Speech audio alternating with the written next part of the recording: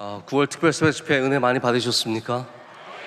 네, 우리 특세 동안에 이제 출애굽도 또 광야도 가나안에 대한 말씀도 나눴는데 우리 모두가 다 경험하는 출애굽의 경험이 있고 광야의 경험이 있고 또 가나안의 경험이 있을 텐데 각각이 갖고 있는 아름다움이 있습니다. 그래서 저는 오늘 여러분과 함께 주신 말씀 본문을 통해서 광야를 좀 한번 예찬해 보자. 그리고 특별히 이 광야 안에 있는 우리의 감각을 깨우는, 우리의 거룩의 감각을 깨우는 부분들이 어떤 것이 있는지 좀 함께 생각을 해보기를 원합니다. 예찬에 대해서 국어사전은 무엇이 훌륭하거나 좋거나 아름답다고 찬양한다라고 이렇게 정의를 내립니다. 그러니까 우리 모두가 어떤 부분들을 예찬하는 게 있습니다. 여행을 다녀오신 분들은 여행지에 대해서 예찬을 하고, 어떤 특정한 스포츠를 좋아하시는 분들은 야, 테니스가 몸에 좋더라, 뭐 사람들 만나는데 좋더라, 이런 예찬을 합니다. 교회 다니시는 분들 가운데는 교회를 예찬하는 분들도 많이 있습니다. 교회의 아름다움, 순기능들, 섬김의 기능들, 또 기도하는 모습들, 다양한 봉사를 통해서 교회를 예찬하기도 하고, 또 우리 주 예수 그리스도를 예찬하기도 합니다. 근데 사실 광야를 예찬하는 건 쉬운 일은 아니라고 생각을 합니다. 광야를 특별히 경험하는 사람들이 광야의 아름다움을 얘기하는 것은 쉬운 일이 아닙니다. 그런데 이 다윗을 보면, 다윗이 정말 많은 시편을 썼잖아요. 그리고 당연히 그가 당한 고통을 생각하면 이 광야를 막 저주하고 광야를 굉장히 나쁘게도 표현할 것 같은데, 사실 우리가 시편에서 다윗이 그렇게 표현하는 것을 찾을 수가 없습니다. 오히려 다윗은 이 광야에서 만난 하나님, 광야에서 주신 은혜, 광야에서 경험한 수많은 이 영적인 경험들을 얘기하면서 하나님을 찬양하고 감사하고 이 광야를 다른 빛으로 우리에게 비춰주죠. 특별히 오늘 우리가 읽은 이제 시편 63편 말씀은 다윗의 시 유다 광야에 있을 때라고 적혀 있는 시편입니다. 다윗이 광야에 있었던 적은 크게 두 부분으로 나눌 수 있습니다. 첫 번째 부분은 사울에게 쫓길 때, 젊을 때의 광야입니다. 우리 보통 많은 분들이 젊어 고생은 사서도 한다고 하잖아요. 어쩌면 그 고난이 나쁜 것만은 아니었을 수 있습니다. 그런데 두 번째 광야가 다윗에게 참 어려운 광야였을 거란 생각을 합니다. 그게 언제냐면 아들 압살롬이 반역해서 그가 쫓겨 내려갔을 때 유다 광야를 또다시 걷게 되는데, 그때 상황은 정말 절망의 상황일 수밖에 없는 상황입니다. 근데 오늘 우리가 읽은 63편은 아마도 많은 학자들이 바로 이 압살롬에게 쫓겨갔을 때 지은 시라고 동의를 합니다. 그러면 이 시편에서 다윗은 뭐라고 얘기를 하겠습니까? 내가 이 노년에 무슨 고생이냐, 내가 아들을 잘못 둬서 왜인 고생이냐, 하나님 제가 하나님한테 잘했는데 왜 이렇게 힘들게 하십니까? 이런 게 나올 법한 한데 그렇지 않습니다. 다윗은 여기에서도 여전히 하나님을 의지하고 하나님을 바라보고 하나님의 영광과 하나님의 임재하심을 간절히 소망하는 그런 시편을 쓰고 있습니다. 여러분, 우리의 인생에도 비슷한 것 같습니다. 우리가 광야가 40년 정도 내가 정말 병도 있고 고생도 하고 가정도 세우느라 너무너무 고생해서 다 지나오면 이제 광야가 끝났다라고 생각하지만 여러분, 광야의 졸업이라는 건 없는 것 같습니다. 죄송합니다. 광야의 졸업이라는 건 없는 것 같습니다. 위치상으로도 그렇습니다. 이 이스라엘의 출애굽해서 40년의 광야를 지나왔지만 가나안에 들어가니까 가나안에 광야가 있어요, 없어요? 거기도 있는 거예요. 유다 광야가 결국은 가나안에 있는 광야잖아요. 왕이 되면 광야가 없냐? 있다는 겁니다. 결혼해도 광야가 있는 거고요, 아이를 낳아도 광야가 있는 것이고, 좋은 대학에 들어가도 광야가 있는 것이고, 사업에 성공해도 광야가 있다는 겁니다. 다만 우리가 그 광야를 하나님을 바라보는 거룩한 시선으로 지나갈 때 우리는 그 광야를 지나갈 수 있는 그런 힘과 은혜를 누리게 될 줄로 믿습니다. 우리 다윗이 그러면 예찬하는 광야의 모습은 무엇일까요? 첫 번째는 광야의 황폐함을 예찬합니다. 광야는 원래 황폐합니다. 광야가 아름다우면 광야예요, 아니에요? 아니에요. 아름다운 곳은 우린 광야라고 부르지 않습니다. 열매가 있는 곳은 과수원이지 광야가 아닙니다. 샘이 솟아나고 강이 흐르고 그건 광야가 아닙니다. 그거는 초원이죠. 광야는 원래 황폐한 곳이고 빈들이고 아무것도 안 되는 곳입니다. 씨를 뿌려도 열매를 맺을 수가 없고요, 열매가 맺혀도 익어가지가 않습니다. 제가 이번에 에티오피아 갔더니 망고 나무에 망고가 열렸어요. 우와, 여기 망고가 열리네요. 근데 거기 계신 선교사님이 하시는 말씀이, 목사님, 이건 열리게만 했지 자라질 않습니다. 이 망고를 탐내지 마십시오. 바나나도 열렸어요. 여러분, 우리는 바나나가 제일 신비한 식물이잖아요. 바나나가 열렸어요. 우와, 바나나. 근데 꽃만 피고 열매만 맺히고 성장을 못합니다. 추우니까. 많은 분들이 착각하시는 게 있는데, 에티오피아는 춥습니다. 에티오피아는 아침에 11도밖에 안 돼요. 그래서 여러분, 더우시면 에티오피아 가서 봉사하십시오. 시원합니다. 시원합니다. 해발 2700m. 아주 좋습니다. 모기도 없습니다. 벌레가 없습니다. 벌레가 없다고 천국은 아닌 것을 여러분께서 아시게 되겠지만, 광야는 그런 곳입니다. 시들어버리고 열매 맺지 못하고 꽃이 떨어지는 곳입니다. 근데 그런 땅에서, 그 황폐한 땅에서 다윗이 거룩함을 갖고 있으니까 뭐라고 하냐면, 내 영혼이 주를 갈망하며 내 육체가 주를 앙모하나이다 라고 말합니다. 이것이 거룩한 감각이 있는 사람들이 광야에서 깨닫게 되는 겁니다. 이 메마름이, 이 열매 없음이 끝이 아니라 우리가 그렇기 때문에 더욱더 하나님을 갈망하게 된다는 것이죠. 우리의 목마름이 하나님을 향한 마음으로 바뀌어지는 것입니다. 그렇기 때문에 절망감은 절대로 우리를 소생시킬 수 없지만, 거룩한 감각은 우리를 소생시킬 수 있습니다. 아무리 지치고 힘들고 실패와 어려움을 겪는 사람인다고 할지라도 거룩한 감각을 되찾으면 그 자리에서 우리는 소생하게 됩니다. 그래서 여러분, 거룩이라는 게 그렇습니다. 보통 우리 한국 사람들, 우리들이 이해하는 거룩은 바리새인의 거룩이에요. 거룩한 척. 저도 어느 곳에서 예배를 드리는데 여러분, 우리 명성교회 특징을 아시겠지만, 우리 명성교회는 막 목소리를 막 이렇게 뭐 만들어내는 게 없잖아요. 저는 그게 참 자연스러운 예배라고 생각을 합니다. 근데 제가 어느 교회에서 예배 드리는데, 성도 여러분, 하나님 앞에 엎드려 경배합니다. 이건 거의 뭐 뭉치면 살고 이거 아닙니까? 그래서 근데 여러분, 이런 거는 거룩이 아니에요. 물론 그분은 일부러 뭐 거룩하라고 그런 소리 하시는 건 아니겠지만, 거룩은 그게 아닙니다. 거룩은 하나님을 갈망하는 겁니다. 하나님께 목말라 있는 것, 하나님을 기뻐하는 것, 하나님을 가까이 하기를 원하는 마음, 그게 진정한 거룩이지, 우리의 목소리로 내는 것, 몸으로 드러내는 것, 이거는 다 바리새인들이 하는 일이라는 거죠. 그래서 우리가 이렇게 광야에서 텅 빈 곳을 만날 때 우리에게 강화되는 감각들이 있습니다. 죄송한 얘기지만, 장애를 가지신 분들은 다른 부분들이 강화가 됩니다. 예를 들어서 팔이 없으신 분들은 다리가 없으신 분들은 팔이, 눈이 잘 안 보이시는 분은 청각이, 이렇게 무엇인가 빈 것이 우리에게 다른 것을 강화시켜주는 힘이 있다는 거예요. 우리가 빈 곳에 들어가면 거룩함이 강화가 됩니다. 우리의 연약함을 만날 때, 황폐한 곳을 만날 때 우리가 하나님을 바라는 그 갈망함이 더 강화가 된다는 거죠. 그래서 이 광야에 살아가는 베두인들이 눈이 굉장히 좋다고 해요. 왜냐하면 아무것도 없는 곳에서 먼 곳을 바라보기 때문에 이분들의 눈, 우리들은 보통 1.5면 굉장히 좋은 눈인데, 이 베두인들은 3.0, 4.0 그렇대요. 사실 관계는 제가 잘 모르겠지만 정말로 눈이 좋고 청력도 좋다는 겁니다. 그래서 우리 현대인들은 이런 텅 빈 곳에서, 광야에서 나의 거룩의 감각을 길러내는 훈련을 할 필요가 있습니다. 근데 이거를 다 거부하는 시대가 아닙니까? 이 시대에 가장 어려운 게 뭐냐면 심심한 거래요. 요즘 사람들은 심심한 걸 견디지 못합니다. 버스 기다리는데 누가 가만히 멍 때리는 사람 누가 있어요? 다 뭔가를 보고 있죠. 30초만 여유가 있어도 뭔가를 봅니다.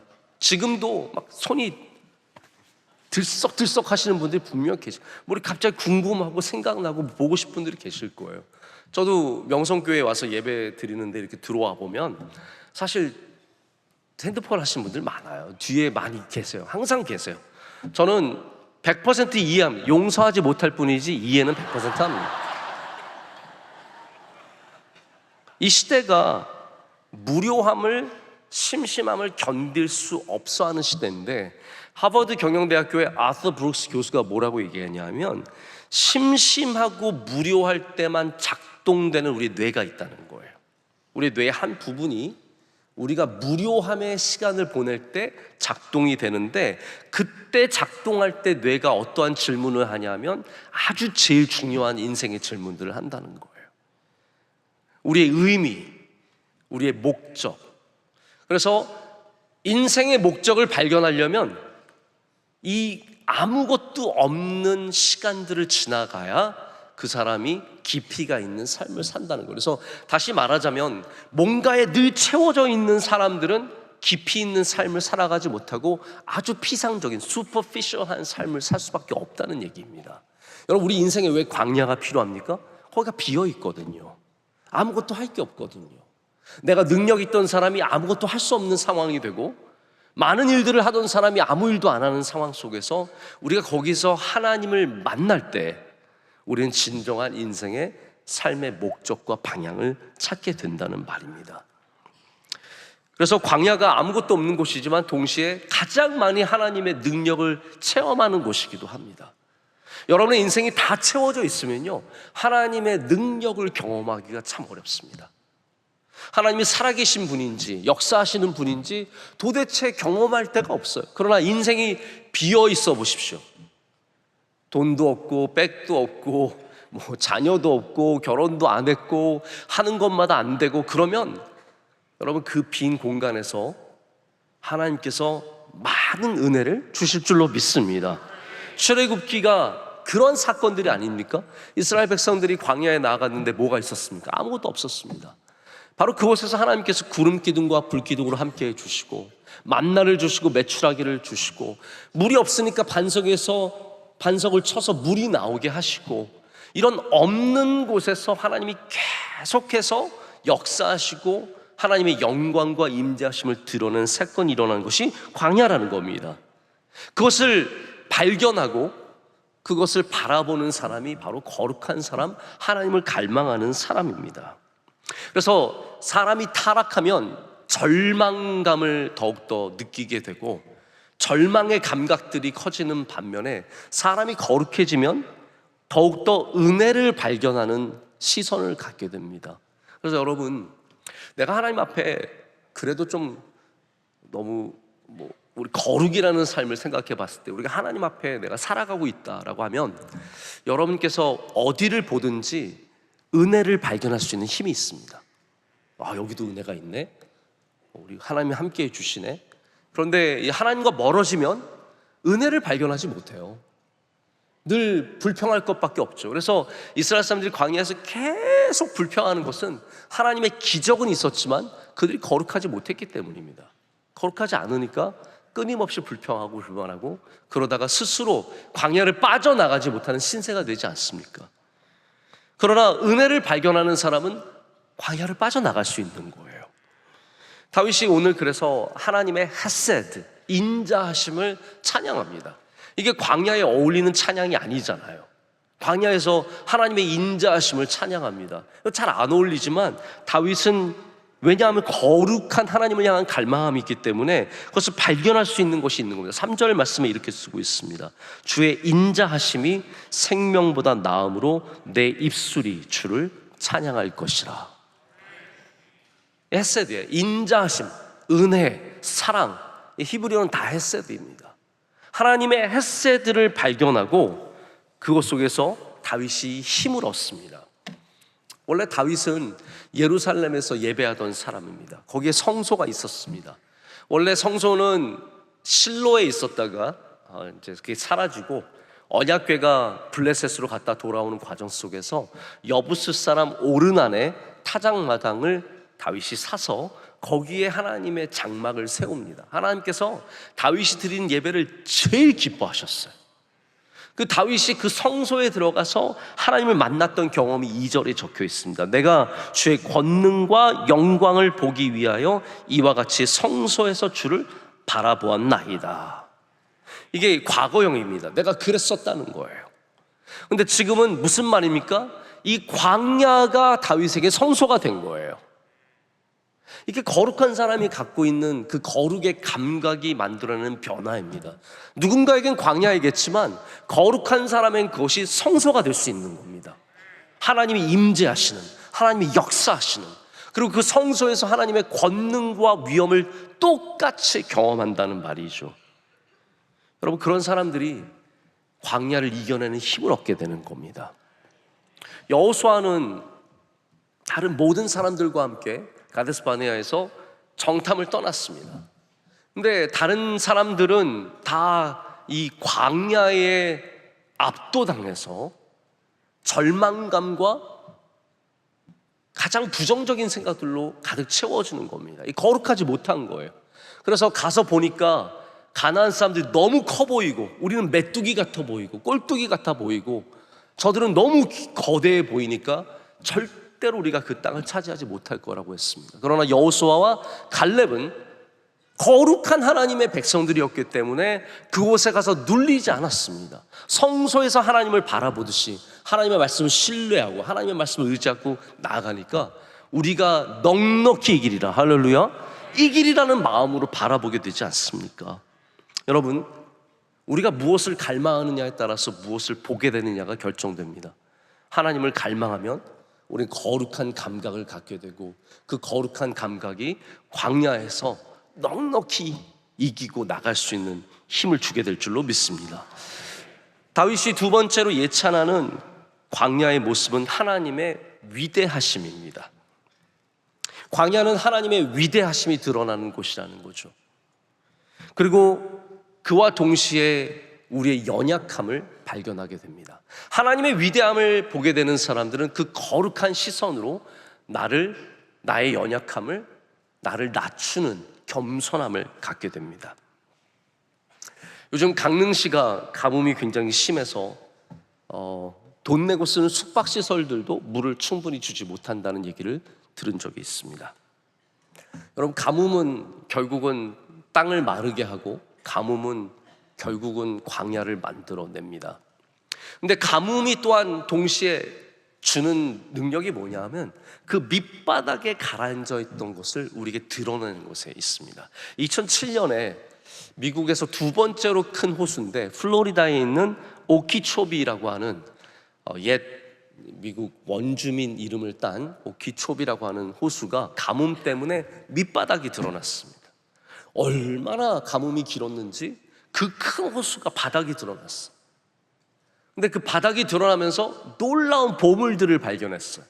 그 밑에 갇혀 있었던, 그 밑에 잠겨 있었던 수많은 미국 원주민 유적들을 발견하게 되었습니다. 이게 미국 역사에 굉장히 중요한 획을 긋는 발견이 되었고, 그 자료가 지금도 큰 도움이 된다는 얘기를 듣게 되었습니다. 여러분, 가뭄은 괴로운 일이죠. 광야의 가뭄이 얼마나 우리에게 힘든 일입니까? 그러나 사실 이 광야의 가뭄이 또한 하나님의 은혜가 얼마나 큰지 우리에게 드러내는 역할을 하기도 합니다. 힘들고 괴로운 삶을 살아가다가 우리는 하나님의 놀라운 능력과 하나님의 은혜를 만날 때가 있다는 말이죠. 다윗은 그래서 오늘 이 황폐한 곳에서 하나님의 위대하심을 바라보며 주는 나의 도움이 되셨음이라, 할렐루야, 주는 나의 도움이 되셨습니다, 주의 은혜를, 주의 놀라우심을 발견하고 찬양하고 있습니다. 여러분, 하나님의 크심을 발견하는 사람은 동시에 우리의 작음을 함께 발견하게 됩니다. 은혜에 대한 책으로 유명한 필립 얀시가 알래스카에 휴가를 가서 아내와 함께 외진 고속도로를 운전하고 있었는데, 그곳에서 이렇게 한참 가다 보니까 차들이 듬성듬성 몇 개가 서 있는 거예요. 그래서 여기 무슨 일이 있는가 하고 궁금해서 차를 세우고 자기도 내렸대요. 내려서 이렇게 사람들이 몰려있는 곳으로 가보니까 그 차 아래 절벽이 있었는데, 그 절벽 밑으로 광대한 바다가 펼쳐져 있는데, 그게 중요한 게 아니라 그 바다 해안의 바닷가에 불과 한 30m 이렇게 떨어져 있는 곳에 고래떼가 몰려와서 거기서 너무너무 멋지게 수영을 하고 있는 거예요. 근데 이 고래가 그냥 일반 고래도 아니고 벨루가라고 하는 고래가 있습니다. 혹시 여러분 아세요? 아이들 키우시는 분들은 수족관 가시는 분들 아실 텐데 하얀 고래예요. 하얀 멋진 고래입니다. 돌고래도 아닌데 고래도 아닌데 그런 하얀 고래가 벨루가예요. 이 벨루가 몇 마리가 거기서 막 수영을 하고 있는데 이 필립 얀시가 그걸 보고 그 아름다움에 넋을 잃습니다. 모든 사람들이 숨 쉬는 소리조차 들리지 않게 그걸 다 보는 거예요. 이 이제 고래떼가 저 깊은 바다로 물러가고 나서 다시 필립 얀시가 차를 몰고 돌아오는 길에 느꼈던 게 있다는 거예요. 뭐라고 말하냐면 우리가 작게 느껴졌다라고 말합니다. 하나님의 위대한 창조물 앞에 하나님의 거대한 이루 말할 수 없는 아름다운 창조물 앞에 서게 되면 우리는 거룩한 감각을 깨닫게 됩니다. 내가 큰 줄 알았는데, 내가 괜찮은 줄 알았는데, 내가 어느 정도 가진 사람인 줄 알았는데 내가 아무것도 아닌 존재라는 것을 깨닫게 되죠. 그게 거룩한 감각이에요. 그게 겸손의 감각입니다. 그래서 누가 거룩한 사람이냐? 겸손한 사람이 거룩한 사람인 거예요. 왜냐하면 하나님의 크심을 알기 때문입니다.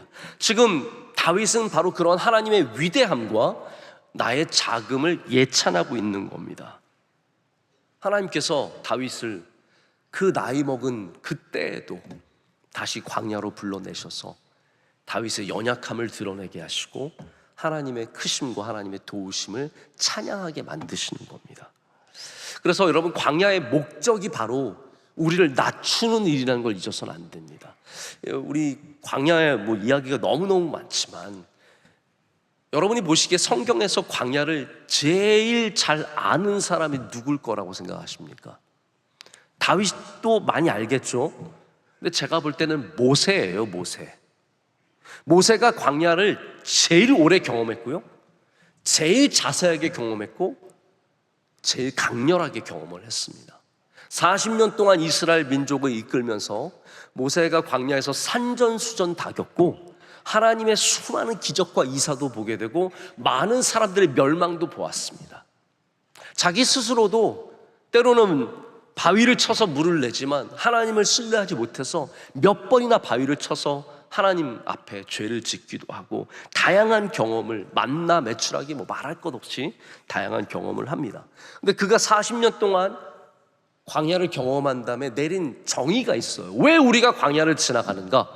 이게 중요하지 않겠습니까? 모세가 내린 정의잖아요. 그게 신명기 8장에 나옵니다. 이렇게 말합니다. 내 하나님 여호와께서 이 40년 동안에 내게 광야길을 걷게 하신 것을 기억하라. 이는 너를 뭐라고요? 낮추시며 너를 시험하사 내 마음이 어떠한지 그 명령을 지키는지 지키지 않는지 알려 하심이라. 너를 낮추시며 너를 줄이게 하시며 또 너도 알지 못하며 내 조상들도 알지 못하는 만나를 내게 먹이신 것은 사람이 떡으로만 사는 것이 아니요 여호와의 입에서 나오는 모든 말씀으로 사는 줄을 내가 알게 하려 하심이니라. 아멘. 자, 이 40년의 광야길을 걸은 다음에 모세가 내린 결론이 뭐예요? 하나님께서 우리를 낮추시기 위해서 이 광야를 경험하게 하시는구나. 여러분, 그렇다면 우린 광야에서 낮아져야 합니다. 광야를 만날 때 거룩한 감각을 가진 사람은 하나님 앞에 엎드릴 줄 압니다. 하나님 앞에 나의 연약함을 고백할 줄 압니다. 내가 아무것도 아닌 존재람을. 여러분, 그래서 병의 광야를 만나면 하나님 앞에 엎드리십시오. 자녀의 광야를 만나시면 하나님 앞에 엎드리십시오. 내가 부모님이 훌륭하면 자녀가 훌륭하냐? 아니지 않던가요? 네. 부모님이 이상해도 자녀가 훌륭할 수 있고요, 부모가 세상 없는 천사여도 악마 같은 새끼가 거기서 나올 수 있는 거예요. 별의별 일이 생기는 거예요. 부모님은 내 아들이, 내가 교회 장로고 내가 거기 권사고 안습사고 찬양대 봉사하고 막 하는데 아들이 막 그러고 딸이 그러고 있으면 너무너무 괴롭죠. 다 우리를 낮추시는 겁니다. 그때 우리는 하나님 앞에 엎드릴 줄 알아야 합니다. 내 힘과 내 능력으로 되지 않습니다. 주는 나의 도움이시라. 주는 나의 도움이시라. 다윗은 노년에 평안한 삶을 누리고 있었습니다. 뭐 걱정이 있습니까? 나라가 다윗 때 블레셋이 없어졌잖아요. 블레셋을 물리쳤습니다. 평안을 누리고 좋은 거 먹고 세상 없이 좋은 곳에서 살고 있을 때 하나님께서는 그를 갑자기 광야로 내모시는 겁니다. 그 광야에서 성소를 다시 쌓게 하시고 하나님 앞에 엎드리게 하시고 잃어버렸던 거룩의 감각을 다시 살려주게 하시는 겁니다. 광야에서 그래서 거룩의 감각을 살려낸 사람들이 있습니다. 여호수아입니다. 아까도 말씀드렸지만 여호수아 같은 사람이 모두가 가나안을 보고 타락한 감각으로 인해서 두려워 떨고 있을 때 여호수아가 약속하신 하나님을 신뢰하고 그 광야에서도 거룩의 감각으로 하나님의 약속을 믿고 나아가는 겁니다. 다윗이 또한 그러했습니다. 지금 여기 압살롬에게 쫓기는 광야가 있지만 그 전에는 사울에게 쫓기는 광야 아닙니까? 사울이 군사를 이끌고 최정예 부대를 이끌고 네이비 실 같은 거 있잖아요. 특공 부대, 이런 부대를 이끌고 다윗을 잡기 위해 추격을 했습니다. 그래서 사울은 절대로 다윗을 잡는 척만 한 게 아닙니다. 그냥 미워한 것만이 아닙니다. 실제로 죽이려고 어마어마한 군대를 이끌고 쫓아간 사람이 사울입니다. 실천할 줄 아는 사람이에요. 다윗이 그때 쫓기고 있을 때 그의 마음이 평안했겠습니까? 평안할 수가 없습니다. 잠을 제대로 잘 수가 있겠습니까? 무슨 어디서 잠을 제대로 자겠습니까? 저도 우리 아이들과 함께 뭐 잡기 놀이를 하고 그러잖아요. 제가 아이들을 쫓아갈 땐 재밌는데 아이들이 저 잡으러 올 때는 내 아들이 나를 잡으러 와도 가슴이 벌렁벌렁거립니다. 이렇게 잡힐 때쯤 되게 짜릿해요. 막 이게 이상해요. 그래서 이게 쫓기는 게 이런 기분이구나. 한번 집에 가서 한번 해보세요. 다윗의 마음을 느껴보시려면 한번 술래잡기 같은 걸 해보셔야 돼요. 막 잡힐 듯 안 잡힐 듯 막. 여러분, 내 아들이 쫓아와도, 장난으로 쫓아와도 무서운데 실제로 무기를 든 특공대가 나를 쫓아오면 얼마나 무섭겠습니까? 대부분의 사람들은 광야의 사람으로 변합니다. 여러분, 광야에서 하나님의 백성으로 변화되어야지 광야의 사람으로 변화되면 안 됩니다. 대부분의 사람들은 한마디로 광야에 있는 짐승처럼 변합니다. 그래야 내가 사니까요. 그 법칙대로 살아요. 짐승의 법칙은 어떠하냐면 얘가 죽어야 내가 사는 겁니다. 함께 잘 살자 이런 거 없습니다. 사자와 뭐 영양이 만나서 우리 함께 잘 살아볼까? 이런 거 없습니다. 얘를 잡아 먹어야 내가 사는 거예요.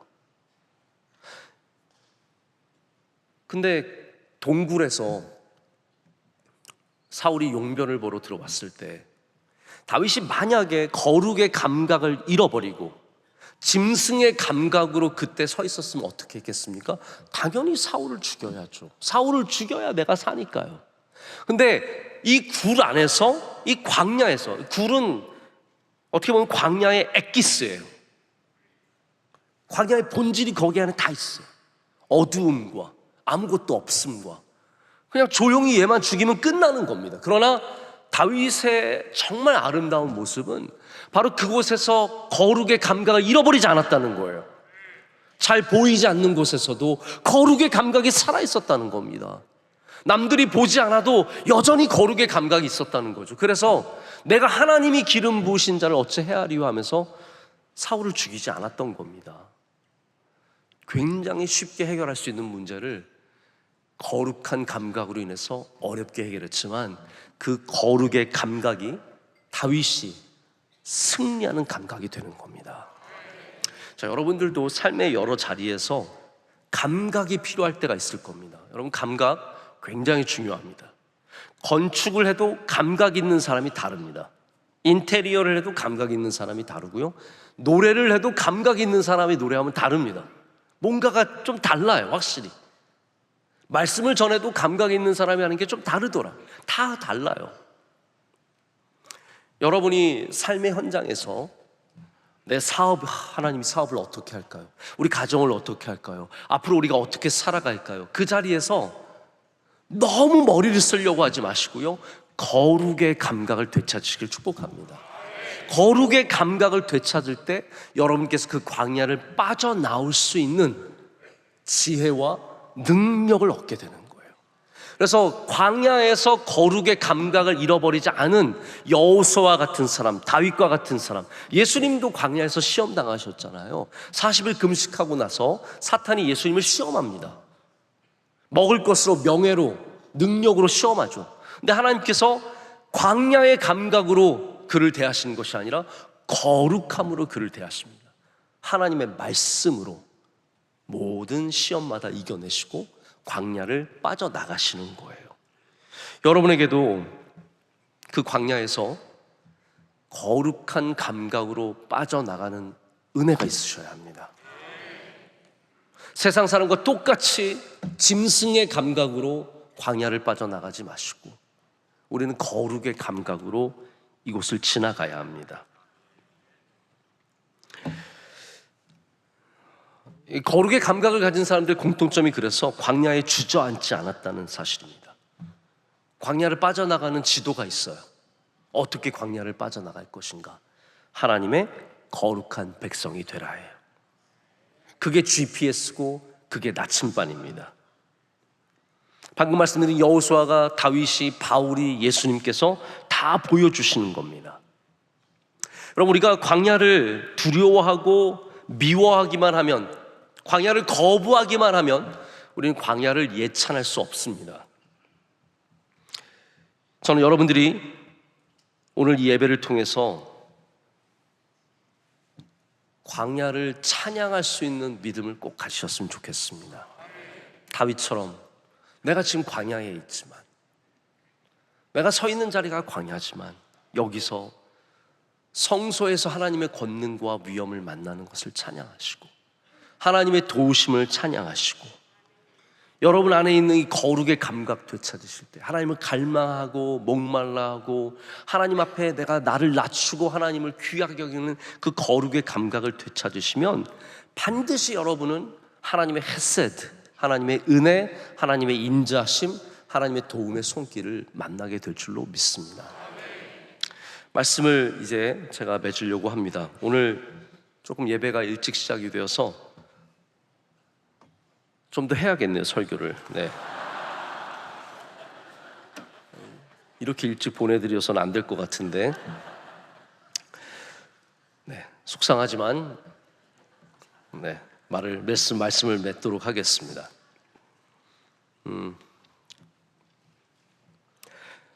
저희 교회에 이스라엘에서 선교하시는 선교사님 한 분 계십니다. 자주 오시고 여러분들도 많이 아실 텐데, 그 선교사님이 가끔 올리시는 소셜 미디어를 보면은 광야를 그렇게 좋아하세요. 이스라엘에 많은 곳들이 있지만 사실 가서 자기는 굉장히 불편한 건 아닙니까?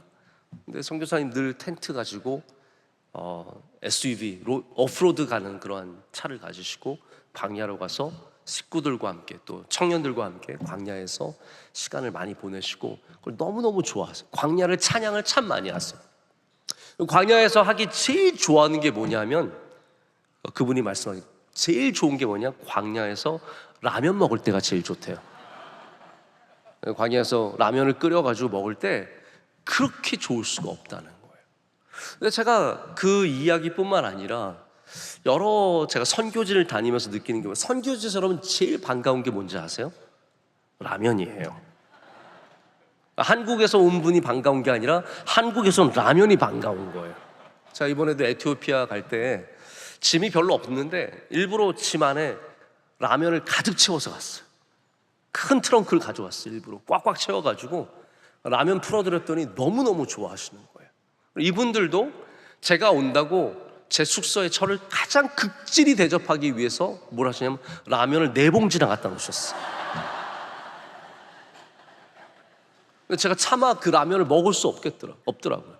이분들이 이렇게 소중하게 여기는 라면을 내가 먹고 오는 것은, 그거는 마치 베들레헴에서 우물 떠왔는데 마시지 못하는 다윗의 마음과 똑같은 겁니다. 제가 그러면서 깨달은 게 있어요. 이거를 저는 라면 신학이라고 부르고 싶습니다. 어려운 곳에서는 라면이 맛있습니다. 그렇더라고요. 그래서 군대 가면 라면이 맛있는 것이고, 고생하면 라면이 맛있는 것이고, 외로운 곳에 가면 라면이 맛있는 것이고, 해외 다 떨어져 나가신 분들이 라면을 그렇게 좋아하는 겁니다. 여러분, 또 맛있는 게 있습니다. 우리 외로운 광야에서 하나님의 말씀이 맛있습니다. 우리의 삶의 어려운 자리, 외로운 자리, 괴로운 자리로 가면 하나님의 말씀이 우리에게 참 힘이 되고 능력이 되는 것을 많이 경험합니다.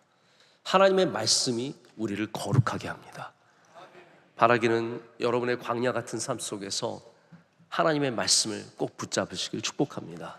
그러면 그것을 빠져나올 수 있는 힘과 지혜와 능력을 얻게 됩니다. 여러분 모두가 거룩한 감각을 깨워서 광야에서 승리하는 삶을 사시기를 축복합니다.